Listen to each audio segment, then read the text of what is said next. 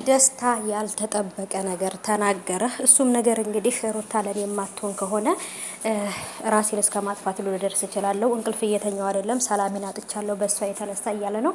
አዎ ደስታዬ እናውቃለን።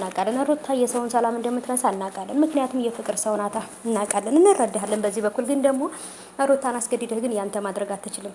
እኛ የጠላ ነው እንደዚህ አይነት ሰው ነው። አሰላሙ አለይኩም ወራህመቱላሂ ወበረካቱ። ሰላም ውድ የተከበራችሁ የቻናሌ ተከታታዮች የኔ ውዶች የኔ ወርቆች እንዴት ናችሁልኝ? ከኔ ጋር ሁሉ ሰላም ነው። ሰላማችሁ ብዙ ትርፍ ይበልኝ የኔ ውዶች እንዴት ናችሁ? አራ ሙቀት ሊደፋን ነው ማለት ነው። ታውቃላችሁ ሳውዲ አረቢያ በተለይ በጣም ይሞቃል እና እንዴት ናችሁልኝ? ሁሉ ሰላም ሁላችሁ እንዴት ነበር የኔ ውዶች?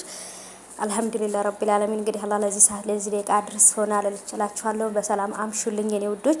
እና እንግዲህ ደስታ በተለይ ለእዩም እንግዲህ ትናንትና ለኤፍሬም እሷ ለኔ መሆን ካልቻለች እኔ እንዴት ነው እኔን ተረጂኝ፣ ያንቺን ስሜት ብቻ አይደለም መረዳት ያለብሽ የኔንም ስሜት ካልተረዳሽ ሊሆን አይችልም፣ ራስ ወዳድ አትሁኚ እያለ እንግዲህ በጣም እንትን እያላት ነበር። እንደውም እውነት ለመናገር ደስታ የእውነቱን እንነጋገርና ራስ ወዳድ እየሆንክ ያለው እንደውም አንተ ነህ አሁን ላይ ብዬ አስባለሁ። ምክንያቱም እያደረክ ያለው ነገር የራስህን ስሜት ብቻ ሩታ እንድትከተልልህ ነው የፈለግከው እንጂ አንተ የሩታን ስሜት እየተረዳህ አይደለም። ምክንያቱም ሩታ ያሳለፈችው የህይወት ውጣ ውረድ ቶሎ ብላ ወደ ትዳር ወደ ፍቅር ህይወት እንድትገባ አያደርጋትም። አብርሃምን ወልዳ አራስ ቤት እያለች ለዛውም ልትወልድ ገና ሳትወልድ እናቷ ቤት ሄዳ ነው በላይዋ ላይ ሴት የደረበባት አይደለ? ስለዚህ ያ ነገር ስላለ ያ ነገር አይምሮዋን ስለበከለው በቃ አይምሮዋ ተበክሏል። ስለዚህ በጭራሽ ከዚህ በኋላ ወንድ ልጅ ልታመን አትችልም። ስለዚህ ቢያንስ እስከምታምንክ እስከምታፈቅርህ ለአንተ ቦታ እስከሚኖራት እምነት እስከሚኖራት ድረስ